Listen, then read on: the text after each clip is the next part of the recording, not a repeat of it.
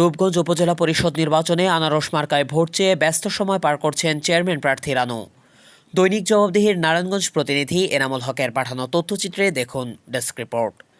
আসন্ন উপজেলা পরিষদ নির্বাচনকে সামনে রেখে নারায়ণগঞ্জের রূপগঞ্জ উপজেলার ভোটারদের ধরে ধরে আনারস প্রতীকে ভোট চেয়ে ব্যস্ত সময় পার করছেন উপজেলা পরিষদের চেয়ারম্যান প্রার্থী ও রূপগঞ্জ ইউনিয়ন পরিষদের সাবেক চেয়ারম্যান আবু হোসেন ভূঁইয়া রানু।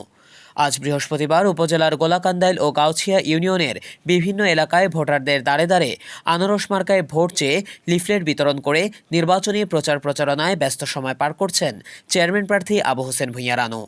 এ সময় আরও উপস্থিত ছিলেন গোলাকান্দাইল এলাকার স্থানীয় গণ্যমান্য ব্যক্তিবর্গ।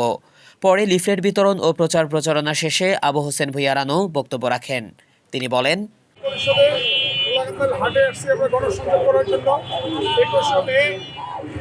রোজ মঙ্গলবার রূপগঞ্জ উপজেলা নির্বাচন, আমি নির্বাচনের প্রার্থী হয়েছি। আমার মার্কা হইল আনারস।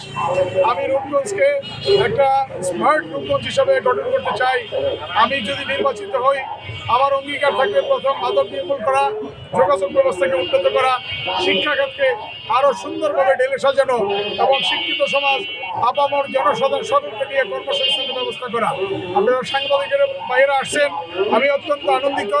কারণ আজকে আমরা যে গণসংযোগে আসছি, আসলে বিপুল সাড়া পাচ্ছি আমরা। রূপগঞ্জবাসীর প্রতি আমার আবেদন, নির্বাচন যেন সুন্দর ভালো হবে, আপনারা ভোট দিতে আসবেন। এবং বর্তমান সরকার জননেত্রী শেখ হাসিনা চাচ্ছে সর্বদলের অংশগ্রহণে নির্বাচনটা সুন্দর ভালো হোক এবং আপনারা সকলে স্বতঃস্ফূর্তভাবে প্রচার করবেন। সকলকে ধন্যবাদ।